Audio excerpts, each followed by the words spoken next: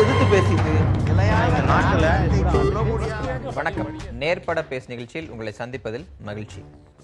தமிழகத்தில் நடைபெறவிருந்த உள்ளாட்சி தேர்தலை ரத்து செய்து தனி நீதிபதி கிருபாகரன் விதித்திருந்த அந்த உத்தரவிற்கு தடை விதிக்க முடியாது என்று சென்னை உயர்நீதிமன்றம் இன்றைக்கு தீர்ப்பளித்திருக்கிறது.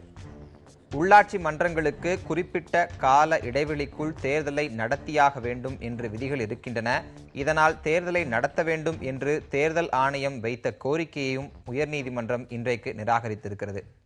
இது ஒருபுறம் இருக்க, இந்த வழக்கை தொடர்ந்த திராவிட முன்னேற்றக் கழகம் தேர்தல் ரத்து செய்யப்பட வேண்டும் என்கிற நோக்கத்தில் நாங்கள் வழக்கு தொடரவில்லை, தேர்தல் நடைமுறைகளில் இருக்கக்கூடிய குளறுபடிகளை களைவதற்காகவே நீதிமன்றத்தை நாடினோம் என்று கூறுகிறது. தமிழக உள்ளாட்சி தேர்தல் ரத்து செய்யப்பட்டிருப்பது யாருக்கு சாதகமான சூழலை ஏற்படுத்தி இருக்கிறது, யாருக்கு பாதகமான சூழலை ஏற்படுத்தி இருக்கிறது என்கிற கேள்விகளும் எழாமல் இல்லை. இந்த தருணத்தில் உள்ளாட்சி தேர்தல் ரத்து தொடரும் என்று உயர்நீதிமன்றம் அறிவித்திருப்பது குறித்து இன்றைய நேர்பட பேச அமர்வில் நாம் விவாதிக்க இருக்கிறோம்.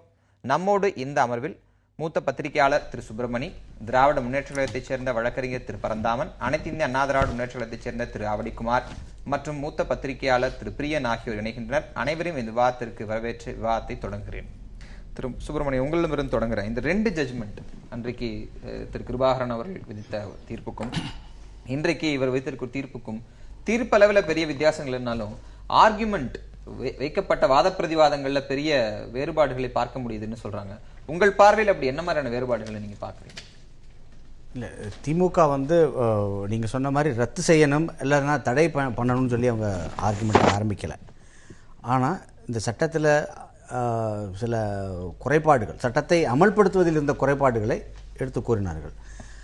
அதை நீதிமன்றம் ஏற்றுக்கொண்டால் அதற்கு ஒரு கான்சிக்வன்ஸ் இருக்குல்ல, அது ரத்து தான். ஸோ அதுதான் தனி சிங்கிள் ஜட்ஜிகிட்ட நடந்தது. நீதிபதி கிருபாகரன்ட்ட வரும்பொழுது அவரை கன்வின்ஸ் பண்ணுற மாதிரி சில பெரும் குறைபாடுகள் ஏற்படுத்தப்பட்டன வேண்டுமென்றே அப்படின்னு சொன்னோன்னே அதோட ஃபாலோஅப்பாக ரத்து செய்யப்பட்டது. இந்த டிவிஷன் பெஞ்சை பொறுத்தவரையில் ஸ்டேட் எலெக்ஷன் கமிஷன் ஒரு முறை கூட அந்த நடந்த ஒரு பெரிய ஆர்குமெண்ட் கிடையாது, ஆனால் ஒரு முறை கூட அந்த நீதிபதியின் தனி நீதிபதியின் உத்தரவை தடை செய்ய வேண்டும் என்று கேட்கவே இல்லை எலெக்ஷன் கமிஷன். அவங்க இன்ஃபேக்ட் அந்த டிவிஷன் பெஞ்சில் மூத்த நீதிபதி கேட்குறார், ஊழ்வாடி ரமேஷ் கேட்குறார், உங்களுடைய what is your immediate prayer, உங்களுடைய உடனடி தேவை என்ன, ஒரே வார்த்தை எனக்கு தடை வேண்டும் என்று சொல்லியிருக்க வேண்டும். யூஸ்வலாக அதான் பண்ணுறது. எப்போவுமே ஒரு அப்பீல் போகும்போது ஃபைனல் ஹியரிங் கடைசியாக வரும், பட் இம்மிடியேட்டாக எனக்கு இந்த ரிலீஃப் வேணும், ஸ்டே வேணும், இன்ஜங்ஷன் வேணும்னு கேட்பாங்க. அது கேட்கவே இல்லை. ஸோ பெரிய டிஃப்ரென்ஸ்னு பார்த்தா இதுதான். அங்கே ஒரு சட்டத்தின் ஒரு இம்ப்ளிமெண்டேஷனில் ப்ராப்ளம் இருக்குதுன்னு சொல்லி கன்வின்ஸ் பண்ண உடனே அதற்கு அவர் ப்ராப்ளம் இருக்குதுன்னு ஒத்துக்கிட்டாருன்னா தென் அதோட கான்சிக்வன்ஸ் ரத்து தான். அது அங்கே நடந்தது. ஆனால் இங்கே எலெக்ஷன் கமிஷன் அப்பீல் வந்திருக்கு, அதில் தடை வேணும்னு கேட்கவே இல்லை. அது பெரிய ஒரு வித்தியாசமாக தெரிந்தது எங்களுக்கெல்லாம். இல்லை, நீங்கள் இப்போ தேர்தலை குறிப்பிட்ட காலத்துக்குள் நடத்தணும், அதான் சமீபத்திய அந்த சட்ட திருத்தம் அமெண்ட்மெண்ட் இருக்கக்கூடிய பல்வேறு சரத்துக்கள் அப்படி இருக்கக்கூடிய சொல்ல நாங்கள் தேர்தல் நடத்தணும் அப்படின்னு ஆர்குமெண்ட் வைப்பதற்கு பதிலாக ஏற்கனவே தனி நீதிபதி சுட்டிக்காட்டிய விஷயங்கள் எல்லாம் இந்த குறைபாடுகள் இருக்குது, இதை நாங்கள் களைவோம் அப்படின்னு கூட ஆர்குமெண்ட் முன்வைக்கப்படலையா தேர்தல் ஆணையம் தரப்பிலிருந்து? இவங்க என்ன சொன்னாங்கன்னா, தனி நீதிபதி அதாவது ரூல் 24 ஒரு சின்ன ப்ராப்ளம். ரூல் 24 2 நோட்டிஃபிகேஷன் இஷ்யூ பண்ணணும். பேசிக் இஷ்யூ இது தான். ரூல் 24 தமிழ்நாடு பஞ்சாயத்து ரூல்ஸில் 2 நோட்டிஃபிகேஷன். ஒன்று எலெக்ஷன் நோட்டிஃபிகேஷன், இந்த தேதியில் நாமினேஷன், ஸ்க்ரூட்டினி, விட்ரால் எல்லாம். அது போக பப்ளிக் நோட்டீஸ்னு ஒன்று இருக்குது, பொதுமக்களுக்கு இதை அறியப்படுத்துவது. ஏன்னா ஃபஸ்ட் நோட்டிஃபிகேஷன் கெசட்டில் தான் பப்ளிஷ் ஆகும், அது சாதாரண மக்கள் பார்க்க போவதில்லை. அதனால் தனியாக பப்ளிக் நோட்டீஸ் இஷ்யூ பண்ணணும். அது அவர்கள் செய்யவில்லை. அது பெரிய தவறு. அதை கேட்கும்பொழுது நாங்கள் ப்ரெஸ் கான்ஃபரன்ஸ் நடத்தணும்னு சொன்னாங்க. தனி நீதிபதி சொன்னார், முடியாது, உங்களுடைய ப்ரெஸ் கான்ஃபரன்ஸ் பப்ளிக் நோட்டீஸாக ஆகாது. ஸோ அதனால் 24ஓட ஒரு அந்த தேவையை நீங்கள் பூர்த்தி செய்யவில்லை, அதனால் உங்களுக்கு நான் கம்ப்ளைண்ட்ஸ்னு சொல்லி ரத்து பண்ணார்.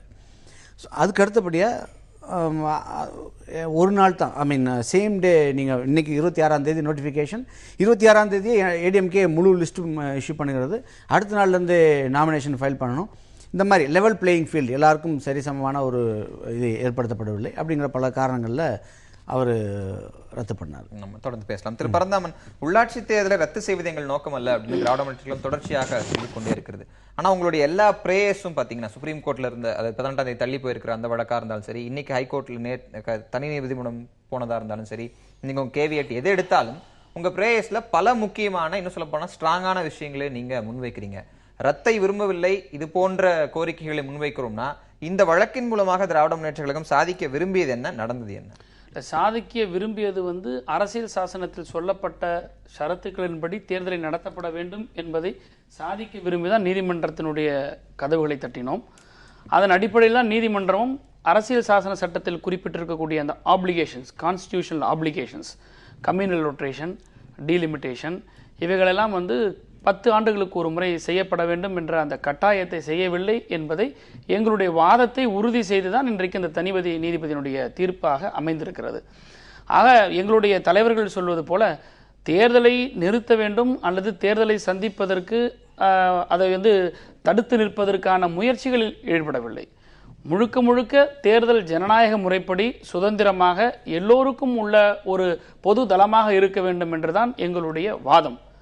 நம்முடைய திரு பத்திரிகையாளர் சுப்பிரமணியம் அவர் குறிப்பிட்டது போல த டேட் ஆஃப் நோட்டிஃபிகேஷன்லிருந்து, அதாவது 16th செப்டம்பர் ஒரு கெசட் பப்ளிகேஷன் வெளியிடுறாங்க. அதில் பார்த்தீங்கன்னா இவங்க சட்டமன்றத்தில் 50 விழுக்காடு பெண்களுக்குன்னு சொல்லி தேர்தல் அறிக்கையில் சொன்னதை சட்டமன்றத்தில் இவங்க சொல்லியிருக்காங்க. இதை நடைமுறைப்படுத்தும் போது எதெல்லாம் பெண்களுக்கான வார்டு என்பதை ஒதுக்கப்படுவது பப்ளிக்கு நோட்டீஸ் கொடுக்கணும். இது பொலிட்டிக்கல் பார்ட்டிஸ்னுடைய பார்ட்டிசிபேஷன் இருக்கணும். அந்த மாதிரியான மெத்தடுகள்லாம் எதுவுமே அவங்க கையாளாகாமல் 16th செப்டம்பர் ஒரு கெசட் நோட்டிஃபிகேஷனில் இவங்க 50% இடஒதுக்கீடு பெண்களுக்கு வார்டுகள் எவை என்பதையெல்லாம் இவங்க பப்ளிஷ் பண்ணியிருக்கிறாங்க. இந்த கெசட் நோட்டிஃபிகேஷன் ரைட்லி சுப்பிரமணியம் அவர் சொல்வது போல எல்லோருக்கும் தெரிஞ்சது, சாதாரண சாமானிய மக்களுக்கு இது தெரிய வராது. ஆக 16ஆம் தேதி கெசட் நோட்டிஃபிகேஷன் ஒன்று வெளியிடுறாங்க. 16ஆம் தேதி அதிமுக அரசியல் கட்சியினுடைய அதிகாரப்பூர்வமான தலைமை கழகம் அவருடைய கட்சியில் இருக்கக்கூடியவங்களுக்கு வேட்பு மனுக்களை, விருப்ப மனுக்களை பெறுகிறார்கள். இந்த காலகட்டத்தில் எந்த அரசியல் கட்சிகளுக்கும் இவை தெரியப்படவில்லை, தெரிவதற்கான வாய்ப்புகள் இல்லை. எந்த அரசியல் கட்சியும் தன்னுடைய தேர்தல் பணி தொடங்கவில்லை. இதை தான் நீதிமன்றம் இதை லெவல் பிளேயிங் ஃபீல்டு, அது தேர்தல் ஆணையம் பொதுவாக நடந்து கொள்ள வேண்டும், எல்லோருக்குமான ஒரு செய்திகளை அவர்கள் தெரிவிக்க வேண்டும். 16ஆம் தேதி அவர்கள் கெசட் பப்ளிகேஷன் செய்ததையே ஒரு சிறிய பத்திரிகை செய்தி குறிப்பு கூட தேர்தல் ஆணையம் செய்யவில்லை. ஆக ஒரு மூடு மந்திரமாக, ஒரு மறைமுகமாக, ஏதோ அதிமுக கட்சிக்கு மட்டுமே நடக்கக்கூடிய ஒரு செயல்பாடாக இந்த தேர்தல் ஆணையம் செயல்பட்டிருக்கிறது என்பதை திராவிட முன்னேற்ற கழகம் கொண்டு வைத்த அந்த வாதங்கள் எல்லாம் ஏற்றுக்கொள்ளப்பட்ட காரணத்தினால் இன்றைக்கு தனி நீதிபதியினுடைய உத்தரவு பிறப்பிக்கப்பட்ட பிறகு, இன்னும் சொல்ல போனால் நம்முடைய பத்திரிகை சுப்பிரமணியம் அவர் சொல்வது போல கமிஷனுடைய கவுன்சில் இன்ட்ரீம் ரிலீஃபா சிங்கிள் ஜட்ஜோட ஆர்டரை ஸ்டே பண்ணுங்க கூட கேட்கலன்னு சொல்லியிருக்காங்க. நான் அதை ஒருபடி மேலே கூட போய் சொல்றேன். நான் இன்னொன்னா அவங்க அட்மிஷன், அதாவது கேஸை ஃபைல் பண்ண உடனே இமீடியட்டா அன்னைக்கு நேத்திக்கு 2:15 தான் கோர்ட், மத்தியானம் தான் கோர்ட். 15 நீதிபதிகள் பதவி பிரமாணம் எடுத்த காரணத்தால் மதியம் தான் சிட்டிங். அதை மத்தியானமே அவங்க எண்ட் ஆஃப் த டே 4 மணிக்கு இல்ல 3 மணிக்கு இதை அவசர வழக்கா எடுத்துங்க, நாங்கள் எலெக்ஷன் ப்ராசஸை ஸ்டார்ட் பண்ணியிருக்கிறோம் அப்படின்னு உண்மையிலே அவர்களுக்கு அக்கறை இருக்குமானால், அல்லது நாங்கள் சரி செய்து கொண்டு நாங்கள் நடத்துகிறோம், ஜனநாயகத்தின் கடமைகளை நாங்கள் நிறைவேற்ற வேண்டும் என்ற ஒரு எண்ணம் இருக்குமானால் அதை செய்திருக்கலாம். ஆக ஏனோ இது இவைகளெல்லாம் பார்க்கிற பொழுது இவர்களும் ஒரு விதத்தில் வேண்டுமென்றே திட்டமிட்டு தவறு செய்து இந்த தவறுகளாம் நடந்தால்தான் இது நடக்காமல் இருக்குமோ, அது என்ன காரணம் என்பது அரசாங்கத்திற்கு தான் தெரியும், அரசின் கட்டுப்பாட்டில் கூட தேர்தல் ஆணையத்துக்கு தான் புரியும். திரு ஆவடிக்குமார், பல காரணங்கள் எதிர்த்தரப்பை நோக்கி அனைத்து இந்த அண்ணா திராவிட முன்னேற்ற கழகத்தால் வைக்கப்படுகிறது. எதிர்கட்சிகள் இந்த தேர்தல் நடத்த வேண்டாம் என்று நினைத்தார்கள், அல்ல திராவிட முன்னேற்ற கழகம் நடத்த வேண்டாம் நினைத்ததுன்னு. ஆனா அவர்கள் நாங்கள் நடத்த வேண்டாம் நினைக்கவில்லை, குளறுபடிகள்னு அவர்களும் தொடர்ச்சியாக சொல்லிக் கொண்டே இருக்கிறார்கள். அரசையும் தேர்தல் ஆணையத்துக்கும் இடையே இருக்கக்கூடிய அந்த மறைமுக உடன்பாடு தான் இதுக்கெல்லாம் காரணம் வைக்கிற அந்த குற்றச்சாட்டை நீங்க எப்படி பாக்குறீங்க? இல்ல, அரசுக்கும் தேர்தல் ஆணையத்துக்கும் மறைமுக உடன்பாடு இல்லை, நேரடியான உடன்பாடு தான். அரசாங்கம் தான் தேர்தல் ஆணையத்தை அதற்கு உகந்த சூழ்நிலை உள்ளதா இல்லையான்றது அரசாங்கிட்ட கேட்டுட்டு தான் அவங்க தேர்தல் அறிவிப்பாங்க. அரசாங்கத்தினுடைய அதிகாரிகள் நிர்வாக பொறுப்பில் இருப்பவர் தான் தேர்தல் பணிகளில் ஈடுபடுறாங்க. அரசாங்கத்தினுடைய ஆட்கள் தான் டெப்டேஷன்லேயோ அல்லது பணியிடங்கள் புதிய பணியிடங்கள் உருவாக்கப்பட்டு அதில் நியமிக்கப்படுறாங்க. அதனால் அரசாங்கத்துக்கு தெரியாமல் அரசாங்கத்தினுடைய ஆலோசனை பெறாமல் தேர்தல் கமிஷன் தன்னிச்சையாக தன்னுடைய ஆட்களை மட்டுமே நம்பி தேர்தல் நடத்தக்கூடிய அளவுக்கு தேர்தல் ஆணையம் வலிமையானதோ இன்றைக்கு இருக்கிற நம்முடைய அமைப்புகளின் படி அது வந்து நிர்வாக ரீதியாக தனி அமைப்பு இல்லை.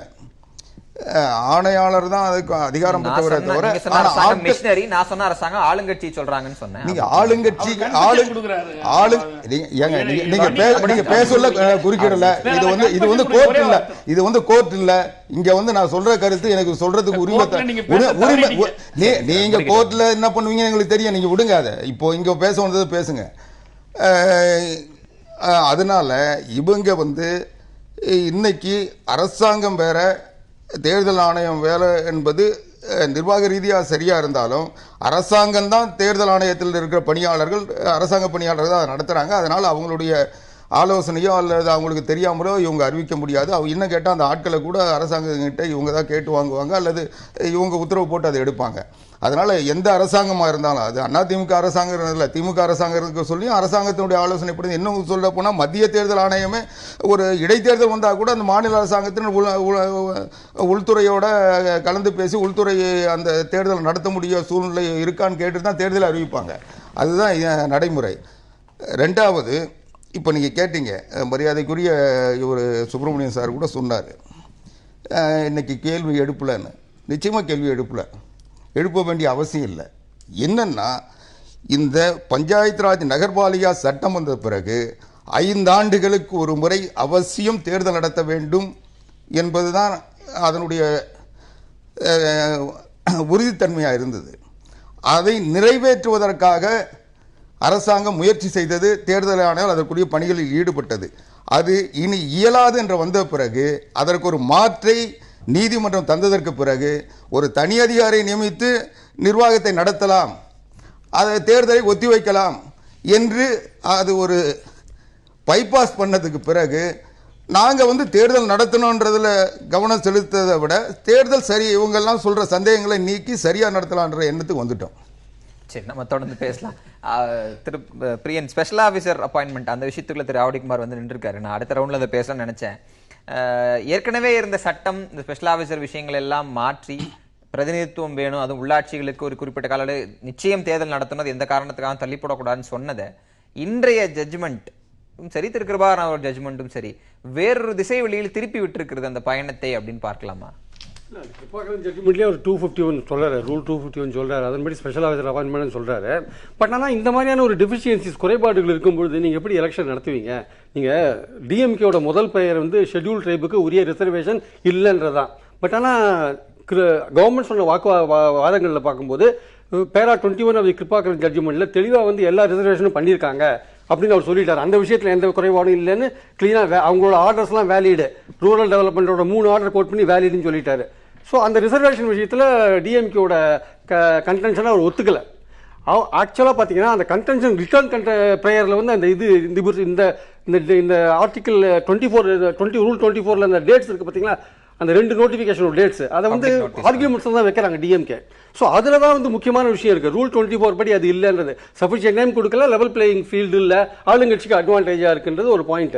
ஆக்சுவலாக பார்த்தீங்கன்னா இந்த எலெக்ஷன் கமிஷன் வந்தோ இல்லை தமிழ்நாடு கவர்மெண்ட்டோ மேல்முறையீடு போயிருக்க வேண்டிய அவசியமே கிடையாது. இதெல்லாம் வந்து ஏன்னா ரிசர்வேஷன் பாயிண்ட்ல அவங்க கிளியராக சொல்லிட்டாங்க. அப்புறம் இந்த சஃபிஷியன்ட் நோட்டீஸ் கொடுத்து நீங்கள் மறுபடியும் ஃப்ரெஷ் நோட்டிஃபிகேஷன் போட்டு எலெக்ஷனை வந்து ஈஸியாக கண்டக்ட் பண்ணலாம். மற்றதெல்லாம் சின்ன சின்ன விஷயங்கள் தான். அதாவது ஓட்டர் சில பிரச்சனைகள் இருக்கு.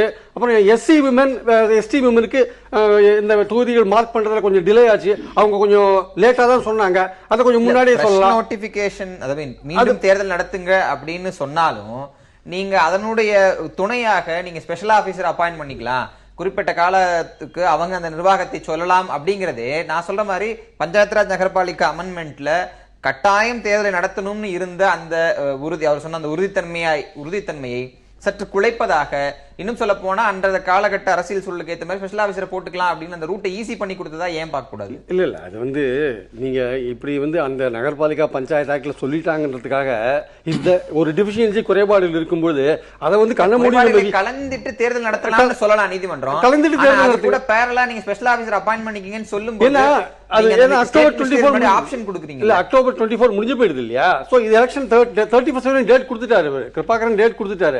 சோ நீங்க இன்ஃபேக்ட் வந்து நீங்க எவ்வளவு குயிக்கா நடத்த முடியும் அவ்வளவு குயிக்கா நடத்தலாம். அந்த கேப்பை நீங்க அக்டோபர் 24க்கும் நீங்க தேர்தல் நடத்துறதுனாலையும் ரொம்ப குறைச்சிக்கலாம். அவர் ஒரு டிசம்பர் 31 கொடுத்திருக்காரு. சோ ஒரு ஆல்டர்னேட் அரேஞ்ச்மெண்ட் என்னைக்குமே வந்து சட்டத்தில் இருக்கதான் செய்யறது. நீங்க நகர்பாலிகா பஞ்சாயத்து சட்டத்தில் வந்து இல்லைன்னு சொல்லிட்டீங்கன்னா ஒரேடியா வந்து எல்லாமே வந்து ஒரு பிளாக்கா இல்ல, அங்க தடுப்பா முற்றிலும் தடுக்கிற முறையில் எதுவுமே கிடையாது. There is always relief. அதாவது ஒரு ரிலீஃப் எல்லா இடத்துலயும் இருக்கு, ஒரு சட்டப்படி ரிலீஃப் இருக்கு. அந்த 251 கொடுத்திருக்காங்க. இன்னொரு ஆப்ஷன் இருக்கு, இவங்களையே வந்து ஒரு மாதம் எக்ஸ்டெண்ட் பண்ணலாம். அது ஒண்ணும் பெரிய தவறு வந்துற போது என்ன பிரச்சனை வரும்னா என்ன பிரச்சனை வரும் இல்ல இன்னைக்கு அவங்க யாருமே செயல்பாட்டுல இல்ல. அவங்க பதவி காலமா இருந்தாலும் அவங்க நகரமன்றத்தை கூட்ட முடியாது, நகரமன்றத்தை இவங்க வந்து அறிவிச்சிட்டாங்கன்னா. சின்ன விஷயம் சொல்ல விரும்புறேன். சென்னை சிட்டியில வந்து 200 வார்டு இருக்கு சார். இந்த கவர்மெண்டோட கன்டென்ஷன்ல நான் சொல்ல வரேன். சென்னை சிட்டியில வந்து 200 வார்டு இருக்கு. அதுல வந்து 92 வார்டு பெண்களுக்கு ஒதுக்கிட்டு எஸ்சி பெண்கள் அப்புறம் வந்து எஸ்சியில பொது அப்படிலாம் பார்க்கும்போது 16 எஸ்சி பெண்கள் போகும்போது 92 + 16 பார்த்தீங்கன்னா அது 200ல 100 50% மேலேயே போயிடுது. கவர்மெண்டே அதை சொல்றாங்க. அது எந்த விதத்தில் அது கரெக்ட்? ஆண்களுக்கான அந்த வாய்ப்புகள் வந்து அங்க குறையுதுங்க. ஸோ அந்த அஃபிடேவிட் அந்த கிருபாகரன் ஜட்ஜ்மெண்ட்டை பார்க்கும்போது ஆண்களுக்கான அநீதி அங்கே இழக்கப்பட்டிருக்கோன்னு கூட எனக்கு டவுட்டா இருக்கு. எனக்கு அதெல்லாம் சரி பண்ண வேண்டியிருக்கு ஆக்சுவலா. குறுக்கிட்டீங்க. அதாவது அதுதான் நான் சொல்ல வரேன். ஏன்னா இப்போ இந்த தேர்தல் என்னைக்கு அறிவிச்சாங்களோ அன்னைக்கே அவங்களுடைய பதவிகள்லாம் பறிபோன நிலை தான். இப்போ மறுபடியும் இதை எக்ஸ்டெண்ட் பண்ணி அறிவிக்க சொல்லையே தேர்தல் நோட்டிஃபிகேஷன் இந்த 24க்குள்ள கொடுத்துட்டாங்கன்னா அவங்க வந்து பதவி வந்து யாரும் ஒரு பதவியில் தேவையில்லை. ஆனால் இன்னைக்கு இருக்கிற அத்தனை அமைப்புகளுக்கும் ஏறத்தாழ 1,32,000 பதவிகளுக்கு ஒரு ஸ்பெஷல் ஆஃபீஸர் போடணும்னா அரசாங்கத்தில் அந்த அளவுக்கு அதிகாரிகள் இருக்காங்களா? இல்லை அந்த ஒரு உள்ளாட்சிக்கு நிர்வாகத்துக்கு ஒரு ஸ்பெஷல் ஆஃபீஸர் போடுற அளவுக்கு யார் இருக்காங்க? அப்போ அந்த பஞ்சாயத்தில் இருக்கிற ஒரு சாதாரண நிலையில் இருக்கிற கிளர்க்கோ யாரோ ஒருத்தர் தான் அதில் டெப்டேஷன் பண்ணுவாங்க. அப்போ பண்ண சொல்ல அதிகாரம் என்பது மக்களிடத்தில் இருந்து அதிகாரிகள்கிட்ட தான் போகுது. இன்னைக்கு அந்த ஸ்பெஷல் ஆஃபீஸர் போடுறது சாதாரண இல்லை. ஒரு நகராட்சி நடந்தால் அந்த நகராட்சியினுடைய கவுன்சில் என்ன தீர்மானம் போடுமோ, சேர்மன் தலைமையில் கவுன்சில் கூடி ஏற்றுகின்ற அந்த தீர்மானம் அந்த ஒரு தனி அதிகாரி என்ற ஒரே ஒரு அரசு அலுவலர்கிட்ட போய் சேருது. அப்போ இந்த நீங்க ஒரு அதிகபட்சம் வேணாம், ஒரு மாதம் வச்சு 2 மாதம் அவங்க கொடுத்துருக்காங்க. இந்த 2 மாதம் 6 நாள் 10 நாள் 7 நாள் வருதுன்னு வச்சுங்க. இந்த 2 மாதம் 6 நாள் அவங்க கிட்ட அதிகாரம் இருந்தால் இன்னைக்கு தமிழ்நாட்டில் இன்னும் சொல்ல போனால் சில ஊராட்சிகளில் கூட கோடிக்கணக்கான ரூபாய் டிரான்சாக்ஷன் நடக்குது. இன்னைக்கு தமிழ்நாடு முழுக்க இருக்கிற உள்ளாட்சி அமைப்புகள் இருக்கிற பணம் வந்து பரிபாலனை மொத்தம் நிர்வாகம் மொத்தம் அவங்க கையில போச்சுன்னா எப்படி மக்கள் ஆட்சி தொடருதுன்னு நான் சொல்ல முடியும்? ஏன் டிசம்பர் வரைக்கும் வெயிட் பண்ணணும்? இல்ல 31 இல்ல அவங்க ஸ்பெஷல் ஆபீசரா இல்ல இந்த குறைபாடுகள் நிவர்த்தி செய்யணும்ன்றது மட்டும் இல்லாம டிசம்பர் 31க்குள்ள நடத்தணுன்றாங்க. அது வரைக்கும் டைம் இருக்குன்றத நம்ம பார்க்கணும். அதுக்கு உள்ள நடத்துறது வந்து ரெண்டாவது. அதுக்கு அது வரைக்கும் நம்ம போனா அதிகாரிகள் கையில போகும், கோடிக்கணக்கான டிரான்சாக்ஷன் பிரச்சனை ஆகும்னா நீங்க முன்னாடி நடத்திட்டு போயிடலாம். நடத்தலாம். இப்போ இன்றைக்கு ஏற்கனவே திமுக ஒரு வழக்கு போட்டு அந்த வழக்கு இன்னைக்கு உச்சநீதிமன்றத்தில் இருக்கு. அதனுடைய தீர்ப்பு இன்னும் வரல. அது இன்னைக்கு தான் 18ஆம் தேதி ஒத்தி வச்சிருக்காங்க. இப்போ இதுல வந்து நேற்றைக்கு கூட தனி நீதிமன்ற நீதிபதி திமுக எடுப்பாத சில கோரிக்கைகள் அவரே முன் வச்சு இந்த இது கிரிமினல் ஆக்டிவிட்டிஸ்ல அவரே சொல்லி அதை வந்து செயல்படுத்தணும்னு சொல்லி உத்தரவாக மாற்றியிருக்காரு. இப்போ இன்னைக்கு மத்திய பிரதேச குஜராத்தில் சாதாரணமான உள்ளாட்சி அமைப்புகளில் ஒரு சாதாரண உள்ளாட்சி அமைப்புகளில் செக் பவர் இருக்கு. அவங்களுக்கு அந்த தலைவருக்கு செக் பவர் இருக்கு, நிர்வாக பதவி இருக்கு. எல்லா இடத்துலயும் தான் சொல்றேன் இருக்கு. இப்போ எழுத படிக்க தெரியாதவர், படிப்பறிவு இல்லாத ஒருத்தர் அந்த பதவிக்கு வந்தாருன்னா அதை எப்படி ஹேண்டில் பண்ணுவார்? அதனால ஒருத்தர் நீதிமன்றத்துக்கு மறுபடியும் வடக்கு போனாங்கன்னா எப்படி தேர்தல் நடக்கும்? நிறுத்தினா எல்லாமே பிரச்சனை தான். ஒரு நிர்வாகத்துல அவர் ஹேண்டில் பண்ற, அவர் கையெழுத்து போடுற அதிகாரம் பெற்றவருக்கு படிக்கவே தெரியாத ஒருத்தர் எப்படி கையெழுத்து போடுவாரு? சரி, இதுல வந்து ஒட்டுமொத்தமா இதுல இருந்து என்ன தெரிய வருதுன்னா, திரு ஆவடிக்குமார் அவருடைய ஆர்குமெண்ட்ல அட்வான்ஸ் பண்றத முதல்ல இருந்து சொல்றது வந்து பார்த்தோன்னா, இந்த பஞ்சாயத்து தேர்தலை நடத்தக்கூடாதுங்கிற எண்ணத்தில் இருக்கிறதுங்கிறது ரொம்ப தெளிவாக சொல்லிட்டாங்க அவங்களுடைய இதில். ஏன்னா check signing power, education, illiterate இதெல்லாம் வந்து ஒரு ப்ரிலிமினரி இஷ்யூஸ். இதெல்லாம் தாண்டி 94க்கு அப்புறம் ஆக்ட் வந்த பிறகு எவ்வளோ எம்பவர்மெண்ட் இருக்குங்கிறது விஷயம் எல்லாருக்கும் தெரிஞ்ச விஷயம். அது ஏன் அப்படி சொல்கிறாரு எனக்கு தெரியல. இன்னொன்று, இப்போ ஆவடிக்குமார் அவர் சொல்கிறது மாதிரி கோர்ட் சிங்கிள் ஜட்ஜ் வந்து இந்த பீரியடு கொடுக்கலனா கூட இந்த பஞ்சாயத்து எலெக்ஷன் நடத்தாம வந்து அதிகாரிகள் நடத்துவதற்கு வழி இருக்கு, எக்ஸ்டெண்ட் பண்ணிக்கலாம்னு சொல்றாரு. அது தப்பு. ஏன்னா 73rd அமெண்ட்மெண்ட் வந்த பிறகு ஆர்டிகல் 243 படி கண்டிப்பா எலெக்ஷன் நடத்தியே ஆகணும். பஞ்சாயத்து எலெக்ஷன் நடத்தலனா ஆர்டிகல் 355 படி அது வந்து கான்ஸ்டிடியூஷனல் ஆப்ளிகேஷன் வந்து ஒரு மாநில அரசு செய்ய தவறியதுன்ற காரணத்திற்காக ஆர்டிகல் 356 படி கவர்மெண்ட் டிசால்வ் பண்ணக்கூடிய அளவுக்கு ஒரு வலிமை உள்ளதா கான்ஸ்டிடியூஷன்ல சொல்லி இருக்கு. அப்படி இருக்கும்போது இந்த 251 ரூலுங்கிறது வந்து எதற்காக நீதிபதி கொடுத்திருக்கிறார் என்றால், அக்டோபர் 24, 26ஓட இந்த 5 ஆண்டு காலம் பீரியட் முடியுது.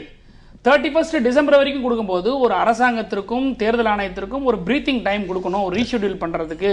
அதுக்காக நீங்க அது வரைக்கும் நீங்க பியாண்ட் அக்டோபர் போறதுனால நீங்க வந்து ரூல் 251 படி நீங்க வந்து ஸ்பெஷல் ஆஃபீஸர் அப்பாயின்ட் பண்ணிக்கன்னு சொல்றாங்க.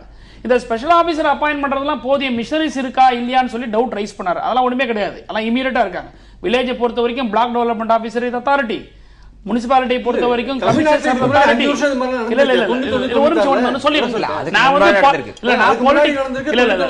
நான் பொலிட்டிக்கல் சொல்ல, லீகல் ஆஸ்பெக்ட் சொல்றேன், ஏன்னா காமன் பீப்புளுக்கும் புரிஞ்சுக்கணுன்றதுக்காக. எல்லாருக்கும் அத்தாரிட்டிஸ் இருக்காங்க. ஆனால் இருந்தாலும் அத்தாரிட்டிஸ் இருக்குங்கிறதுக்காக இதை வந்து நம்ம வந்து ஈடுத்துக்கிட்டே போகக்கூடாது. இந்த ப்ரொவிசோவை வச்சுக்கிட்டு ஒவ்வொரு ஸ்டேட் கவர்மெண்ட்டும் ஒவ்வொரு மாநிலமும் அரசாங்கம் எந்த கட்சிகள் வந்தாலும் இந்த ப்ரொவிசோவை வைத்துக்கொண்டு தேர்தல் நடத்தாமல் இருக்கக்கூடாது என்பதற்காக தான் ஆர்டிகல் 243. இதுதான் நாங்க திமுக என்ன சொல்லுது, 243 படி கான்ஸ்டிடியூஷனல் ஆப்ளிகேஷன்ஸ் இருக்கு. 10 வருஷத்துக்கு ஒரு முறை பஞ்சாயத்து நகரபாலிகா சட்டத்தின்படி சென்சஸ்க்கு ஏற்பாட்டால் போர் டீலிமிட்டேஷன், வார்டுகளை எல்லை வரையமைக்கப்பட வேண்டும். ஒண்ணுமே இல்லை சார், காமனா சொல்றேன் சார், ஒரு 5000 வாக்காளர்களுக்கு ஒரு கவுன்சில், 50,000 வாக்காளர்கள் ஒரு கவுன்சில் நம்ம உருவாக்கி இருக்கோம் 94க்கு அப்புறம். ஆனால் இன்றைக்கு பல இடங்களில் 5000 வாக்காளர்களையும் தாண்டி இன்றைக்கு 15,000 வாக்காளர்களுக்கு ஒரு கவுன்சில் இருக்கு. ஆக ஒரு 3 கவுன்சில் வர வேண்டிய இடத்தில் ஒரு கவுன்சில். ஆக இது டெமோக்ராட்டிக்ல வந்து ஒரு கான்ஸ்டிடியூஷனலா வந்து கிராஸ் ரூட்டுக்கு போகக்கூடிய அந்த ஜனநாயகத்தினுடைய கடமைகளை செய்வதில் இங்கு தடை ஏற்படுகிறது, தயக்கம் ஏற்படுகிறது. எனவே இதை செய்து முடித்து விட்டு செய்யுங்கள் என்று கேட்கிறோம். நம்ம தொடர்ந்து பேசலாம்.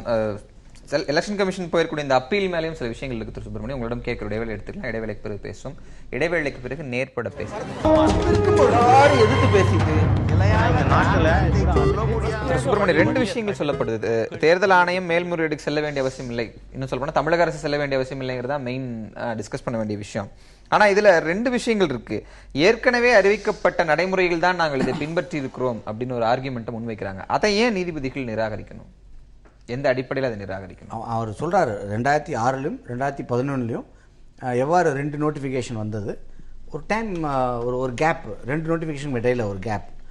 அரசியல் கட்சிகள் வந்து தங்களை தயார்படுத்திக் கொள்வதற்காக ஒரு இன்னைக்கு நோட்டிஃபிகேஷன், ஒரு அடுத்த நாள் இன்னொரு நோட்டிஃபிகேஷன், அதுக்குள்ளே அவங்க லிஸ்ட் ரெடி பண்ணிவிட்டு நாமினேஷன் ஆரம்பிச்சிருவாங்க. இதில் வந்துட்டு ஃபஸ்ட்டில் ஒரு நோட்டிஃபிகேஷன் வருது, ஃபஸ்ட்டு ப்ரெஸ் கான்ஃபரன்ஸ், அதை தேர்தல் ஆணையம் பப்ளிக் நோட்டீஸாக அசியூம் பண்ணிக்குது, அது தவறு. 2வது நோட்டிஃபிகேஷன் வந்த உடனே ஏடிஎம்கே ஃபுல் லிஸ்ட்டை ரிலீஸ் பண்ணுறாங்க. ரிசர்வேஷன், கான்ஸ்டுவன்சி எல்லாத்தையும் ஒரு பக்காவாக லிஸ்ட் ரெடி ஆகுது.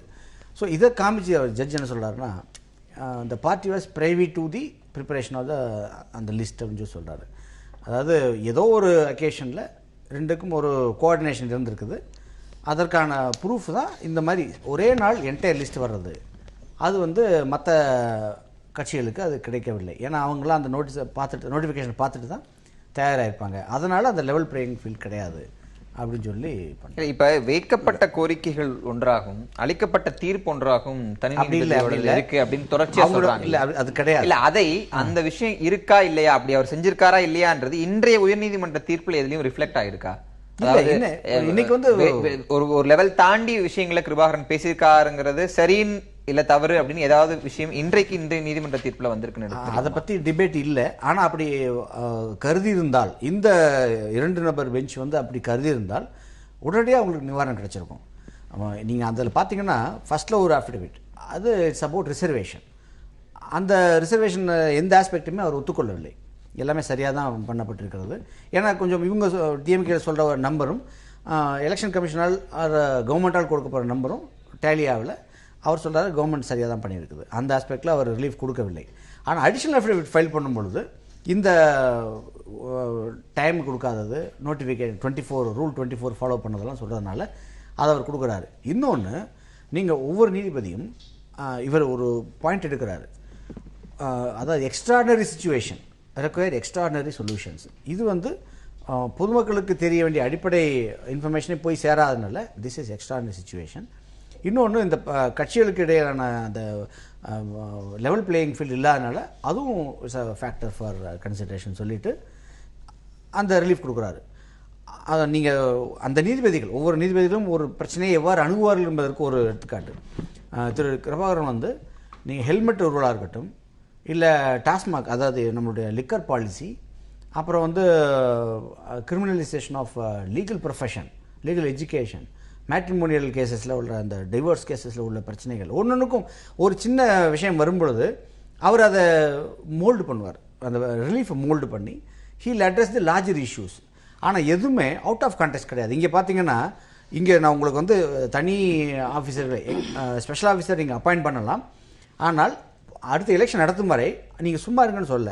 அரசும் அந்த எலெக்ஷன் கமிஷனும் சில மற்ற பிரச்சனைகள் எழுப்பப்பட்டுள்ளன. அதை நீங்கள் ரிசர்வேஷன், மற்ற இந்த electronic voting machines, deletion, addition, இந்த ஓட்டர் லிஸ்ட்டில் இருக்கிற பிரச்சனைகள் எல்லாத்தையுமே நீங்கள் நிவர்த்தி செய்யுங்க அப்படின்னு சொல்கிறாரு. ஸோ டிசம்பர் 31 அவுட்டர் லிமிட் தான். நீங்க இந்த பிரச்சனைகள்லாம் முடித்தால் அதற்கு முன்பாக கூட நடத்தலாம். இது வந்து எக்ஸ்ட்ராடினரி சொல்யூஷன் நீங்க சொல்றீங்கல்ல, எக்ஸ்ட்ராடினரி சிச்சுவேஷனுக்கு ஒரு அசாதாரண சூழல் இருக்கிறதுனால சற்று அசாத்தியப்பட வேண்டிய தீர்வுகளை நான் சொல்றேன்றதை புரிஞ்சுக்கணும். அந்த அசாத்தியப்பட வேண்டிய தீர்வுகளுக்குள்ள இந்த ஸ்பெஷல் ஆஃபீஸர் அப்பாயின்மெண்ட், சிறப்பு அதிகாரிகள் அப்பாயின்மெண்ட் பாக்குறதா, இல்ல அதுதான் ஒரு அல்டர்னேட் அரேஞ்ச்மெண்ட், மாற்று ஏற்பாடு அப்படிங்கிற இடத்துல நீதிபதி சொல்லியிருக்காரு. இல்ல, இதுதான் ஒரே வழி. நீங்க அக்டோபர் 24 அதுக்குள்ள இந்த புதிதாக தேர்ந்தெடுக்கப்பட்ட உள்ளாட்சி அமைப்புகள் வரவில்லை என்றால் ஒரே வழி ஸ்பெஷல் ஆஃபீஸர் அப்பாயின்ட் பண்ணுவது தான். அதில் வந்துட்டு இது வந்து அதோட ஃபாலோ அப் தான். ஸோ அதற்கு இவர் தனியாக எந்த ஏற்பாடும் செய்யவில்லை. ஆனால் அவர் சொல்றாரு complete justice should be done. ஒரு முழுமையான நீதி வந்து கிடைக்கணும். இந்த என் முன்னால் ஒரு வழக்கு வந்து விட்டது, அந்த பர்டிகுலர் ஏரியாவுக்கு மட்டும் நான் ஆர்டர் போட்டுவிட்டு மற்றது எவ்வாறு வேணாலும் போட்டலாம் அப்படின்னு நினைக்கிறது வந்து ரொம்ப நேரோ அப்ரோச்னு அவர் ஃபீல் பண்ணுறாரு. கம்ப்ளீட் ஜஸ்டிஸ்னால் ஒன்று இந்த மாதிரி ரிசர்வேஷனை பற்றி பிரச்சனை இல்லை, அதுக்கப்புறம் வந்து நீங்கள் இதெல்லாம் பண்ணுங்கள், ஸ்பெஷல் ஆஃபீஸர் பண்ணுங்கள், அவர் வந்துட்டு ஓட்டர் லிஸ்ட் வரைக்கும் நீங்கள் சரி பண்ணணும் அப்படின்னு சொல்லி A to Z he is trying to convey something. திரு சுப்பிரமணிய சொன்னதுலேருந்து ஒரு அசாத்தியமான அசாதாரண சூழல் இருக்கு அப்படிங்கிறத திராவிட முன்னேற்ற கழகத்தினுடைய இந்த பிரேயர்ஸ், திராவிட முன்னேற்ற கழகம் நீதிமன்றத்தில் வைத்த கோரிக்கைகள், இல்லை எதிர்கட்சிகள், பிற எதிர்கட்சிகள் வைத்திருந்த கோரிக்கைகள் உணர்த்தியது அப்படின்னு சொல்லலாமா? இல்ல ஒரு ஆளுங்கட்சியாக இருக்கக்கூடிய கட்சி அது எந்த கட்சி நடத்தினாலும் உள்ளாட்சி தேர்தல் இப்படிதான் நடக்கும்னு பொதுவான ஒரு இது பேசப்பட்டு கொண்டே வருகிறது. அப்படி ஒரு சூழலை சற்று எக்ஸ்ட்ராடினரியா மாத்திட்டாங்க எதிர்கட்சிகள் அப்படின்னு பார்க்கலாம். இல்ல அந்த மாதிரி இருந்தா, அதாவது நீங்க ரொம்ப காலங்களுக்கு பின்னோக்கி போக தேவையில்லை. 2006 எலெக்ஷனும் பார்த்துருக்கோம், 2011 எலெக்ஷனும் பார்த்துருக்கோம். இந்த வே இன் விச் இந்த நோட்டிஃபிகேஷன் இஷ்யூ பண்ண அந்த முறையிலிருந்து எல்லாமே பார்த்தீங்கன்னா ஒரு அரசியல் சாசனத்துக்கு அல்லது ரூலில் வந்து ஒழுங்காக ஃபாலோ பண்ணலன்றது நல்லாவே தெரியுது. இது அசாத்தியான சூழ்நிலைக்கு எடுத்து போயிடுச்சு, அது நீதிமன்றமோ அல்லது அரசியல் கட்சிகளோங்கிறத வாதத்தை ஏற்றுக்க மாட்டேன். ஏன்னா திராவிட முன்னேற்ற கழகம் ஒன்று குற்றச்சாட்டு சொல்லுகுதுன்னா ஒரு ஆளுங்கட்சிக்கு எதிராக இருக்கக்கூடிய பிரதான எதிர்கட்சி அப்படின்னு கூட நீங்கள் வாதத்துக்கு வச்சுக்கலாம். எல்லா அரசியல், அதாவது உள்ளாட்சி அமைப்புகளில் அரசியல் கட்சிகளோட சின்னங்களும் தாண்டி குக்கிராமங்களில் போய் சின்னங்களே இல்லாமல் ஒரு சாதாரண சாமானிய மக்கள் கூட மக்களால் தேர்ந்தெடுக்கப்பட்டு அவங்க ஊர் செல்ஃப் கவர்னன்ஸ்க்கு வரத்துக்கு ஒரு வாய்ப்பாக இருக்கக்கூடியது உள்ளாட்சி அமைப்பு தேர்தல்கள். ஆக அந்த கிராஸ் ரூட்லேயே இந்த தவறுகள் நடக்குதுங்கிற போது இது வந்து ஒரு அசாத்திய சூழ்நிலையாக நாம் பார்க்கக்கூடாது. ஐ மீன், அதாவது ஒரு எக்ஸாகிரிகேட் பண்ணி பொலிட்டிக்கல் பார்ட்டிஸ் சொல்லுதுன்றதை நம்ம ஏற்றுக்கொள்ள முடியாது. இன்னொன்று, நீதிமன்றத்தினுடைய பார்வையில் பார்க்கும் அதுவும் ஒரு எக்ஸ்ட்ராடினரி சிச்சுவேஷன்ஸ், அசாத்தியான சூழ்நிலைகளை செய்துன்றதுல கிடையாது. சட்டப்படி பார்க்க போனால் ஆர்டிகல் 226 ஆஃப் த கான்ஸ்டிடியூஷனில் பார்க்கும்போது இதற்கு வந்து நீதிமன்றத்தில் வந்து அந்த நீதிபதிகளுக்கு அந்த இன்ஹெரண்ட் பவர் இருக்கு. ரிட் ஜூரிஸ்டிக்ஷன்ல போகும்போது அது என்ன இதனுடைய சாராம்சமே நீதி இந்த ரிட் ப்ரொசீடிங்ஸே என்னன்னா ஃபண்டமெண்டல் ரைட் கான்ஸ்டிடியூஷனல் ஆப்ளிகேஷன்ஸை செயல்படுத்த தவறிய காரணத்தால் செயல்படுத்த வேண்டும் என்று நீதிமன்ற கதவுகளை தட்டுகிற பொழுது அது எந்தெந்த வழிமுறைகள் எல்லாம் சட்டத்தை நாம் அமல்படுத்த வேண்டுமோ அதற்கு என்னென்ன வழிமுறைகள் இருக்கிறோ அது அத்தனையும் பிரயோகப்படுத்தக்கூடிய அதிகாரம் நீதிபதிக்கு இருக்கு. ஆக இது நீதிமன்றமும் இதை ஒரு எக்ஸ்ட்ராடினரியா கொண்டு போக, அரசியல் கட்சிகளும் இதை ஒரு எக்ஸ்ட்ராடினரியா கொண்டு போகல. ஆனால் எக்ஸ்ட்ராடினரி கெசட் நோட்டிபிகேஷனை செய்ய வேண்டிய மாநில தேர்தல் ஆணையம் தான் எக்ஸ்ட்ரா அரசாங்கத்துக்கு செயல்பட்டு இருக்கிறது என்று குற்றச்சாட்டு. திரு ஆவடிக்குமார், இந்த தேர்தலை ஒட்டி தேர்தல் அறிவிக்கப்பட்டவுடன் இல்ல அறிவிக்கப்பட்ட சற்று முன்பிலிருந்தே எதிர்க்கட்சியில் பல விஷயங்கள் எழுப்பியிருந்தார்கள், அறிவிக்கப்பட்ட பின்பு பல விமர்சனங்கள் எழுப்பியிருந்தார்கள். இந்த விமர்சனங்கள் எல்லாம் கலைந்து விட்டு சற்று நிதானமாக தேர்தலை சந்தித்திருக்கலாம் இல்ல சந்தித்திருக்க வேண்டும்ங்கிற முனைப்பு இல்லாமல் தேர்தலை நடத்தியே தீர வேண்டும்னு ஆளும் அரசு எண்ணுவது எதற்காக?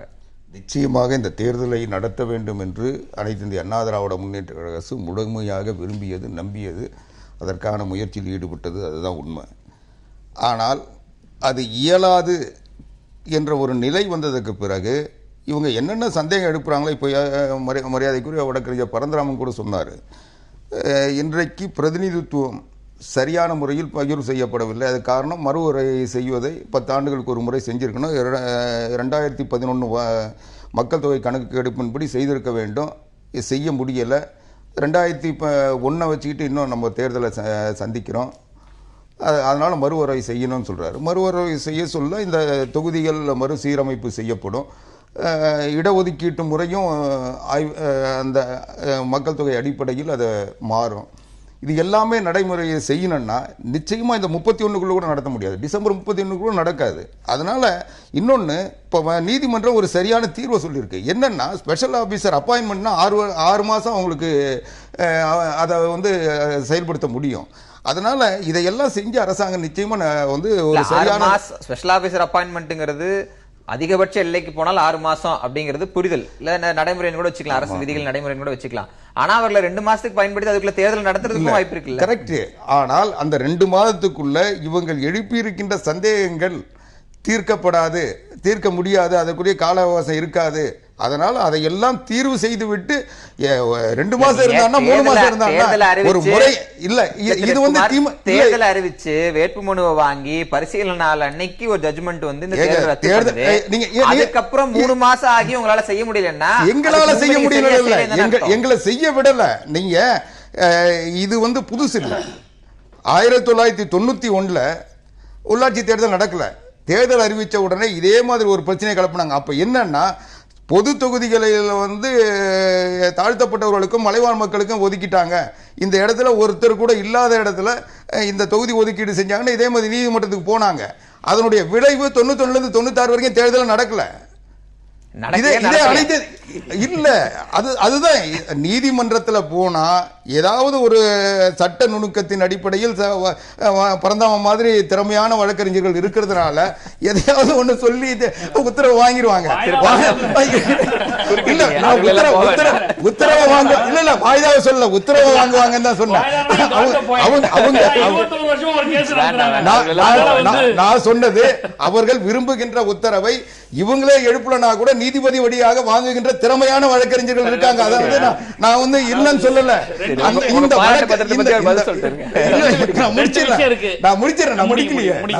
அதனால திறமையான வழக்கறிஞர்கள் இருக்கிறதுனால அவங்க தைரியமா இந்த தேர்தலை சந்திப்பதற்கு தயங்குறாங்க. ஆனால் இந்த தேர்தல் எந்த தேர்தல் அறிவிப்பு முறையா வெளியிடல, அது மக்களை போய் சென்றடையவில்லை, இல்ல சென்றடையாது சொல்லி நீதிமன்றம் நம்பிச்சோ அதை ஏற்றுதான் இன்னைக்கு ஏறத்தாழ 5 லட்சத்துக்கும் மேற்பட்டவங்க வாக்காளர்கள் வேட்பாளராக மாறி இருக்காங்க. இன்னும் சொல்ல போனா எந்த திமுக இதை சரியான முறையில் அறிவிப்பு வெளியிடல தெரியலன்னு சொல்லிச்சா அந்த திமுகவை சார்ந்த ஏறத்தாழ 50,000 பேர் திமுக சின்னத்தில் அவங்களுடைய பொதுச் செயலாளருடைய அனுமதியோட வேட்பாளராக மாறி இருக்காங்க.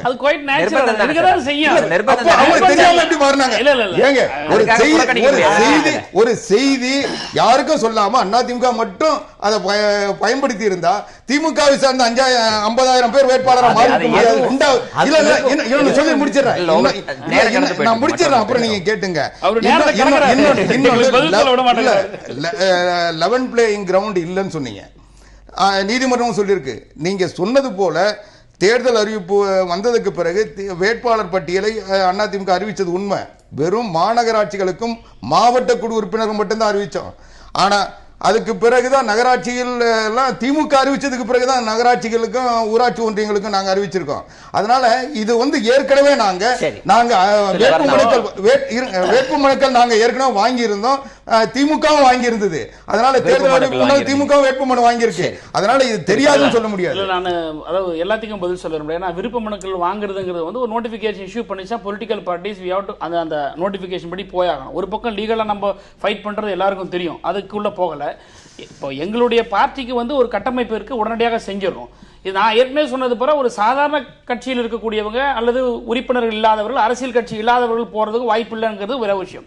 இன்னொன்று, இந்த வழக்குகளை நடத்துறதை பொறுத்த வரைக்கும் இப்போ பார்த்தீங்கன்னா, அதாவது வழக்குகள் சீக்கிரமாக நடக்கிறதும் அல்லது தாமதப்படுத்தி நடத்துறதுங்கிறது அது அவங்களுக்கு உள்ள கைவந்த கலை, அதுக்குள்ளே போகல, அது எல்லாருக்கும் தெரியும். ரெண்டாவது, இந்த டிலிமிட்டேஷனை பொறுத்த வரைக்கும் எல்லைகளை சீரமைக்கிறதுல இந்த கொடுத்த டைம் கூட பத்தாது, அந்த சென்சஸ் படி செய்ய வேண்டிய வேலைகளுக்கு ஒரு கால அவகாசம் இந்த டைம் கூட பத்தாதுன்னு சொல்றது அடிப்படையாக பேஸ்லெஸ். ஏன் சொல்ல வரேன்னா, எல்லாமே அத்தாரிட்டிஸ் ஏற்கனவே வச்சிருக்காங்க. அதாவது போன எலெக்ஷனுக்கும் இந்த எலெக்ஷனுக்கும் எவ்வளவு ஓட்டர்ஸ் இன்க்ரீஸ் ஆயிருக்காங்கன்னு எல்லாமே தெரியும்.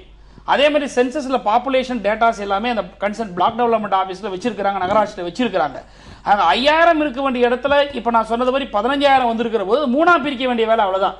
எப்படி மகளிருக்கான இடஒதுக்கீட்டுக்கு இவங்க கடகடன்னு வேலை செஞ்சாங்களோ அதே வேலை இன்னொன்னு எல்லை வரையறை வேலை செஞ்சிருந்தாங்கன்னா இந்த குழப்பமே வந்திருக்காது. ஆக ஒரு உள்நோக்கத்தோடு செயல்பட்ட காரணத்தினால்தான் அவருடைய நோக்கம் நிறைவேறியிருக்கு. திரு பிரியன், பிரியனோட கேட்டுறேன், அவர் செக்ஷன்ல பேசவே இல்லை.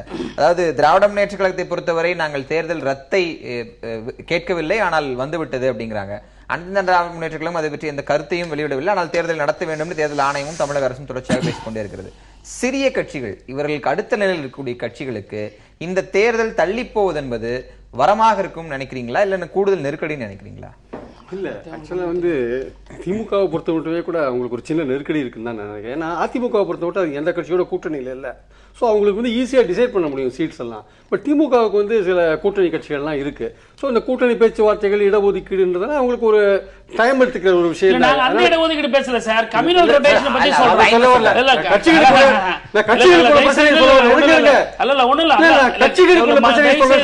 நீங்க சொல்ற பீரியடுக்கு பத்தி பேசுறதுக்கு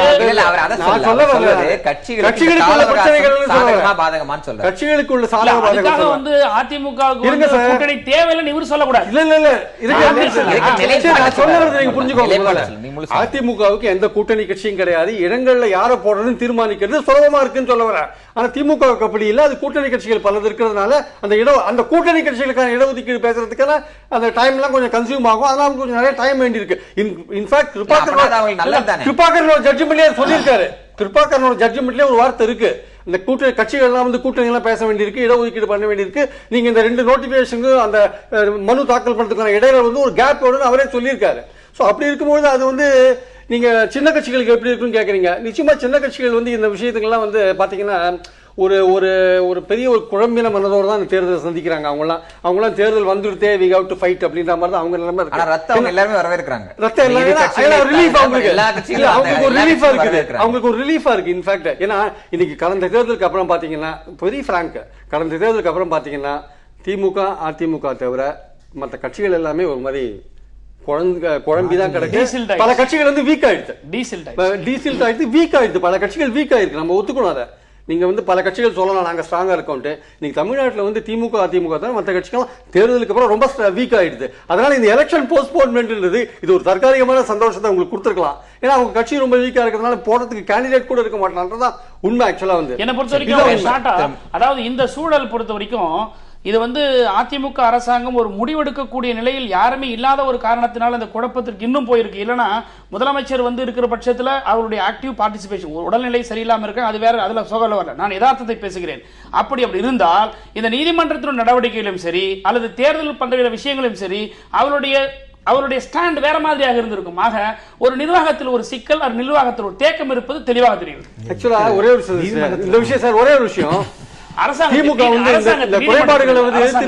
குறைபாடுகளை எதிர்த்து திமுக கோர்ட்டுக்கு போனது, ஸ்டே வாங்கினதெல்லாம் ஒரு பக்கம் இருந்தாலுமே இப்ப இருக்கிற அரசியல் சூழ்நிலையில இந்த தேர்தல் நடந்ததுன்னா டிஎம்கேக்கு லிட்டில் பிட் கொஞ்சம் சான்ஸ் கூட இருந்திருக்கும். அதான் என்னோட அபிப்பிராயம். திரு சுப்பிரமணி, அதாவது ஒரு கான்சிக்வன்சஸ் வைத்த பிரேயர்களுடைய ரிலீஃபாக சில விஷயங்கள் கொடுக்கும்போது முழுமையான தீர்வு அதை நோக்கி திரு கிருபாகரன் தீர்ப்பும் அடுத்த வந்த தீர்ப்புல இருக்குன்னு சொல்லும்போது பிற கட்சிகளுடைய நிலைப்பாடு, அவர்களுடைய கூட்டணி, இதையெல்லாம் நீதிபதிகள் கருத்தில் கொண்டார்களா? கருத்தில் கொண்டதால் எந்த இடத்துல எதிரொலித்திருக்குன்னு நினைக்கிறேன். இல்லை, அதாவது அவர் ரூலிங் பார்ட்டி அப்படின்னு ஒரு இடத்துல தான் சொல்றாரு. அது எங்கன்னா இந்த மாதிரி நீங்கள் நோட்டிஃபிகேஷன் கொடுத்த அதே நாள் அவங்க லிஸ்ட்டு கொடுத்துக்க முடியுது. அதனால் எங்களால் இவங்க சொல்கிறதுல there is force in their argument. அதை தவிர ரூலிங் பார்ட்டியை பற்றி ரெஃபரன்ஸ் இல்லை. இங்கே எல்லாமே முழுக்க எலெக்ஷன் கமிஷனின், ஸ்டேட் எலெக்ஷன் கமிஷன் செயல்பாடு தான் கொஸ்டினுக்கு வந்தது. ஒரு சட்டம் இவ்வாறு தான் நிறைவேற்றப்பட வேண்டும் என்று இருந்தால் அவ்வாறு தான் நிறைவேற்றப்பட வேண்டும். அதில் ஏதாவது மாற்றம் இருந்தால் அதற்குள்ள கான்சிக்வன்ஸ் ரத்துவோ இல்லைன்னா ஸ்டேயோ அந்த மாதிரி. ஸோ அதை பயன்படுத்தி தான் சொல்கிறாரு. எலெக்ஷன் கமிஷன் அதனுடைய வேலையை ரொம்ப தாமதப்படுத்தியது. அது சொல்கிறாரு. நீங்கள் வந்துட்டு ரொம்ப தாமதப்படுத்தி கடைசி கட்டத்தில் வந்து அதுக்கப்புறம் அந்த தாமதத்தையே உங்களுக்கு அட்வான்டேஜாக எடுத்துக்கொள்ள முடியாது. இனிமேல் அக்டோபர் 24 நாங்கள் நடத்தி ஆக வேண்டும், இல்லைனா ஒரு கான்ஸ்டியூஷனல் கிரைசிஸ் வரும், அதனால் அலோவஸ் டு கண்டினியூன்னு சொல்ல முடியாது. ஸோ எலெக்ஷன் கமிஷனுடைய சில செயல்பாடுகள் ரூல்ஸ் படி இல்லை. அதோட பெனிஃபிஷியரி ரூலிங் பார்ட்டிங்கிறது வேறு விஷயம். ஆனால் இந்த தீர்ப்பு வந்து it's only about election commission and it's அந்த லேக் ஆஃப் இல்லை, இதற்கான வழிகாட்டுதல்கள் அப்படின்ற வார்த்தை சரியா இருக்குமா தெரியாது. ஆனால் பல டைரக்ஷன்ஸை நீங்கள் டவுன் பஞ்சாயத்து ராஜ் அந்த இருக்கக்கூடிய துறைகளிடமிருந்து, ஆயுதரார் வெல்ஃபேர் போன்ற பல துறைகளிடமிருந்து அவங்க வந்து இன்புட்ஸை வாங்கி இந்த தேர்தல் மிஷினரி வடிவமைக்கிறாங்க, எப்படி நடத்தணும், எந்த மாதிரியான விஷயங்கள் போன்றவற்றில். அப்போ சரியான வழிகாட்டுதல்கள் அரசு நிர்வாகத்திடமிருந்து வரல, ஏதோ ஒரு தேக்கம் இருக்கு அப்படிங்கிறது நீதிமன்றத்தினோட ஆர்குமெண்ட்ஸ்லயும் மற்ற விஷயங்களும் ரிஃப்ளெக்ட் ஆச்சுன்னு நினைக்கிறீங்களா? இல்லை அவரோட கேட்டு நான் உங்க பதிலையும் எலெக்ஷன் கமிஷன் ஃபங்க்ஷனிங்கை பற்றி சொல்லும்பொழுது டேட்டா 2013 இருக்குது. எலெக்ஷன் உங்களுக்கு எக்ஸ்பைரி டேட்டும் உங்கள்கிட்ட இருக்குது. எதுக்கு இவ்வளோ நாள் வெயிட் பண்ணணும்? இத்தனை குறைபாடுகளையும் இந்த பீரியடில் நீங்கள் பண்ணியிருக்கலாம். எலெக்ஷன் கொஞ்சம் முன்னாடி அனௌன்ஸ் பண்ணியிருக்கலாம். இதெல்லாம் வந்துட்டு சொல்கிறாங்க தவிர ஸ்பெசிஃபிக்காக நீங்கள் இந்த மாதிரி டைரக்ஷன்ஸ்ல இந்த பிரச்சனை இதை பண்ணியிருக்கலாம் அப்படின்னு சொல்லி கோர்ட் சஜஷனாக ஒன்றும் சொல்லலை. அவங்களுக்குள்ள வேலைகளை அவர்களே செய்திருக்கலாம் அப்படின்னு தான். இல்லை, அது வந்து ஒன்று நீதிமன்றத்தினுடைய முழுமையான ஆய்வுக்கு உட்படுத்தப்படவில்லை அல்லது எடுத்து வைக்கப்படவில்லைன்றது தான் உண்மை. என்ன காரணம்னா, சட்டமன்ற தேர்தல் முடிஞ்சது. சட்டமன்ற தேர்தல் முடிஞ்சதுக்கு பிறகு சட்டமன்றம் நடக்குது. சட்டமன்றத்தில் 50% பெண்களுக்கான இடஒதுக்கீட்டு மசோதா தாக்கல் செய்யப்படுகிறது. அது நிறைவேற்றப்படாத ஒரு சூழ்நிலை சட்டம் ஆகுது. அந்த நிலையில் தேர்தல் கமிஷன் எந்த அடிப்படையில் தேர்தலை வடிவமைக்க முடியும்? ரெண்டாவது, இதுவரை தலைவர்கள், பேரூராட்சி தலைவர்கள், நகராட்சி தலைவர்கள், மேயர்கள் நேரடியாக தேர்ந்தெடுக்கப்பட்ட முறையிலிருந்து மாற்றி புதிய வடிவத்தில் அதான் கவுன்சிலர் தேர்ந்தெடுக்கிற முறை சட்ட மசோதா தாக்கல் செய்யப்பட்டு அதுவும் நிலுவையில் இருக்கு. அது ரெண்டாவது, அந்த சட்டமன்றத்தில் நிறைவேறி அதற்கு பிறகு ஆளுநருடைய ஒப்புதலை பெற்று அரசியலில் வெளியிடப்படுகின்ற வரை அது என்ன நிலை என்றதை தேர்தல் கமிஷன் முடிவு பண்ண முடியாது. தேர்தல் கமிஷனுக்கு அது சட்ட வடிவம் பெற்று வந்ததுக்கு பிறகுதான் அதன் அடிப்படையில் அது செய்யணும். இந்த மாதிரி காரணங்களால் தான் அது தாமதத்துக்கு காரணமே ஒழிய இது தேர்தல் கமிஷன் தெரியாம தேர்தல் பீரியட் முடிகிறது தெரியாம இல்லை. அவங்க தெரிஞ்சு முதலே சொன்னதுனால தான். இன்னும் சொல்ல போனா திமுக 50% இடஒதுக்கீடு வருகின்ற நேரத்தில் நீதிமன்றத்துக்கு போயிட்டாங்க. அவங்க ஆரம்பத்தில் இருந்த நிலையிலிருந்து ஒவ்வொரு கட்டத்திலையும் அவங்க நீதிமன்றத்தை நாடிக்கிட்டு தான் இருக்கிறாங்க. அதனால இது ஏதோ தேர்தல் கமிஷன் வந்து நீதிமன்றத்தையும் பார்க்க வேண்டியிருக்கு. நீதிமன்றம் என்ன சொல்லும், சட்டமன்றம் என்ன முடிவெடுக்க போகுதுன்றது தெரியாத நிலையில நீதிமன்றம் இது தேர்தல் ஆணையம் ஒரு முடிவுக்கு வர முடியல. ரெண்டாவது, மரியாதைக்குரிய வழக்கறிஞர் பரந்தாமன் தொடர்ந்து சொல்லிட்டு வந்தாரு, இந்த இடஒதுக்கீட்டு முறை ஏதோ பின்பற்றப்பட்டது. திமுக தன்னுடைய கோரிக்கைகளை ஒன்னா கூட வச்சாங்க. சென்னையில் பழங்குடியினருக்கு இடஒதுக்கீடு செய்யப்படவில்லை. ஏதோ இதுவரைக்கும் திமுக சென்னையில் ஒரு 5 இடத்தை வந்து பழங்குடியினருக்கு ஒதுக்கி தந்தது போலவும் இப்போ அதிமுக வந்து எல்லாத்தையும் எடுத்துட்டு புதுசா யாருமே இல்லாம தேர்தல் நடத்துற போய் ஒரு தோற்றத்தை உருவாக்கினாங்களே ஒழிய அது உண்மை இல்லை. ரெண்டாவது, நான் முடிச்சிடுறேன். இந்த இடஒதுக்கீடு என்பது ஏற்கனவே நடைமுறையில் இருந்த, அதாவது 2001 சென்சஸ் படி எல்லை நிர்ணயிக்கப்பட்டதன் அடிப்படையில் ஏற்படுத்தப்பட்ட இடஒதுக்கீடு தான் இதிலும் பின்பற்றப்பட்டது. ஏற்கனவே 33% பெண்களுக்காக ஒதுக்கப்பட்டிருந்தது. இப்போ கூடுதலாக 50% வந்த சட்டம் உருவானதுனால கூடுதலாக 17%க்குரிய பொது இடத்திலிருந்து பெண்களுக்குரிய இடம் கண்டறியப்பட்டது. அந்த 17%க்கு தேவையான அட்டவணை இனத்தோருக்கான பெண்கள் ஒதுக்கீடு கண்டறியப்பட்டது. இது ரெண்டை தவிர வேற எந்த மாற்றமும் செய்யல. ஏற்கனவே இருந்ததுதான், இருந்த தொகுதி தான். இன்னைக்கு பழங்குடியினருக்கு சென்னையில் இருக்கல இல்லன்னு சொல்றாங்க. இன்னைக்கு பழங்குடியினருக்கான மாவட்ட குழு தலைவர் பதவி நீலகிரி மாவட்டத்தை இன்னைக்கு ஒதுக்கி இருக்காங்க. அதனால எதுவுமே செய்யலன்றதெல்லாம் இவங்க இறுதி கருத்தா பழங்குடியினருக்கு திமுக ஏற்கனவே கொடுத்திருந்தா போல கொடுக்காம இப்ப கேட்கறது என்னன்ற மாதிரி ஒரு முரண்பட்ட கருத்து. 50% உமன்ஸ் ரிசர்வேஷன் இப்ப கொண்டு வந்து நீங்க போன கவர்மெண்ட்ல உங்களுடைய ரெஜிம்ல கொடுக்கலன்றதெல்லாம் கேட்கலாம். அது தட் இஸ் நாட் அந்த ஆர்குமெண்ட் இஸ் நாட் சப்ஸ்டன்ஸ். அது கிடையாது. நாங்க என்ன கேட்கிறோம்னா இன்னைக்கு இருக்கக்கூடிய 2011 சென்சஸ் பாப்புலேஷன் படி இவ்வளவு சதவீதம் பேர் இவர் இருக்கிறாங்க. அதுக்கு இந்த ப்ரொபோர்ஷனேட் ரேஷியோல இத்தனை மெம்பர்ஸ் வரணும்ன்றத இதை சொல்லறோம். சட்டப்படி இருக்கக்கூடிய சொல்றது தவறு ஆக எடுத்துக்கொள்ள முடியாது. இன்னொன்னு, அதாவது கமிஷனுக்கு போதிய கால அவகாசம் இல்லை. ஏன்னா சட்டமன்றத்தில் மசோதா தாக்கல் செய்தாங்க, அது பில் அசென்ட் ஆகி வரணும். இந்த பிராக்டிகல் டிஃபிகல்டிஸ் பத்திலாம் அவர் சொல்றாங்க இல்லையா. Government may come, government may கோ. ஆனால் அரசு மிஷனரிஸ், இயந்திரங்கள், அதிகாரிகள் எப்பவுமே இருக்கிறாங்க. அவங்களுக்கு தெரியும் மே மாசம் எலெக்ஷன் பீரியட்ல, அதே மாதிரி அக்டோபர் மாசம் உள்ளாட்சி அமைப்பு அமையணும்ன்றது அவங்களுக்கு தெரியும். ஆக அதிகாரிகளை முறைப்படி நடைமுறை அல்லது அவருடைய வேலை வாங்குவதற்கான ஒரு நிர்வாகம், ஒரு தலைமை அமைச்சு இந்த அரசாங்கத்தில் இல்லை என்பதுதான் இதனுடைய சாராம்சம். திரு பிரியன், ரொம்ப சுருக்கமா உங்களுடைய இறுதி கருத்து. இதன் அடுத்த கட்டம் 18ஆம் தேதி வரக்கூடிய அந்த வழக்கு விசாரணையில் நோக்கி எல்லாருடைய பார்வையும் இருந்தாலும் இது எந்த மாதிரியான திசைவழி எடுக்கும் நினைக்கிறேன்? ரொம்ப சுருக்கமா இல்ல, சுருக்கமா பாத்தீங்கன்னா இப்போ சுப்ரீம் கோர்ட்ல இருக்க அந்த எலக்ட்ரானிக் ஓட்டிங் மிஷின் ரூரல் பகுதிகளில் வைக்கணும்னு சொல்லிட்டு ஒரு விஷயம் இருக்கு. அங்க டிசைட் பண்ணி ஆகணும். இங்க திமுக அன்னைக்கு தான் அவங்க ஆர்கியூ பண்ண போறாங்க. ஸோ இது நிச்சயமா இதை விரைந்து முடிக்கிறதுக்கான நடவடிக்கைகளை எடுக்க வேண்டிய அவசியம் கண்டிப்பா இருக்கு. ஆனா இதை ஒரு காரணமா வச்சு இதை இழுத்துட்டு 91 மாதிரி இழுத்துன்னு போனா அது ரொம்ப அது அடிப்படையில அந்த ஜனநாயகத்தை ஆட்டம் காண்ற ஒரு விஷயமா தான் நான் பாக்குறேன். அதாவது வழக்கறிஞர் பரந்தாமன் சொல்றாரு, அரசாங்கத்தினுடைய அதனுடைய மிஷனரி இல்லை அல்லது அரசாங்கத்தினுடைய போதுமான கவனம் இல்லைன்னு சொல்றாரு. இதே பரந்தாமன் இதுக்கு முன்ன சொல்ல அரசாங்கம் திட்டம் போட்டு தான் ஆளுங்கட்சிக்கு சாதகமா தேர்தல் கமிஷன் உருவாக்கிச்சுன்னு சொன்னாரு. அந்த முரண்பட்ட கருத்திலிருந்து அவருடைய இறுதி கருத்தை எடுத்துக்கிறேன். உங்களுடைய இறுதி கருத்து இது அடுத்த கட்டத்தை நோக்கி திராவிட முன்னேற்றம் எப்படி நகர்த்த இருக்கிறது? அடுத்த கட்டம் 18ஆம் தேதி வரக்கூடிய வழக்கு விசாரணையில் எங்களுடைய வாதங்களை வைத்து இது இப்ப சிங்கிள் ஜட்ஜியுடைய ஆர்டரை சப்ஸ்டன்ஸ் நாங்க ஸ்ட்ரென்தன் பண்ணி ஆர்கியூமெண்ட் பண்றதுக்கு நிறைய ஸ்கோப்ஸ் இருக்கு. வே ஆஃப் தி ஆர்குமெண்ட் அல்லது எங்களுடைய பிரசன்டேஷன் இதுல போய் சொல்ல முடியாது. சரி, அதை நான் சொல்லணும்னு கேட்கவே இல்லை. இது திமுக அதிமுக அல்லது இந்த எலெக்ஷன் 2011, 6 பார்க்க வேண்டியது இல்லை. என்னை பொறுத்தவரையில் இன்னைக்கு ஒரு மையக்கருத்தில் இருக்கிற ஒரு பொருள் என்னன்னா ஸ்டேட் எலெக்ஷன் கமிஷன். அதை ரிஃபார்ம் பண்ணணும். In fact central election commission of India பண்ண மாதிரி இந்த ஸ்டேட் எலெக்ஷன் கமிஷனும் மல்டி மெம்பர் பாடியாக வரணும். இப்போ ஒரே ஒரு ஐஏஎஸ் ஆஃபீஸர் அவர் is not functioning very satisfactorily. அதுக்கு ஒன்னாவது சொல்யூஷன் மல்டி மெம்பர் பாடி பண்ணதுக்கப்புறம் state election commission of India doing well. அந்த 243K அவங்க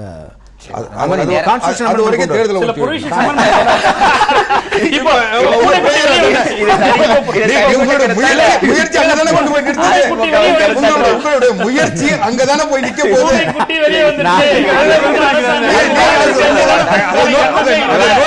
அதை நோக்கி தானே கொண்டு போறீங்க. அதாவது எங்களை எதிர்க்கிறதுக்கு முடியாம